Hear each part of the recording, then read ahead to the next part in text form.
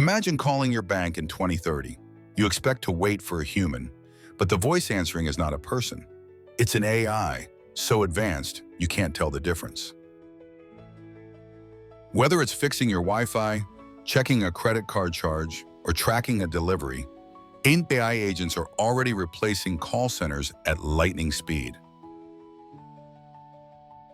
Unlike people, AI doesn't get tired, doesn't take breaks, and can serve thousands of customers at the same time. But what happens when you need empathy? When you just want someone to understand your frustration? Instead, all you hear is the flawless politeness of a machine.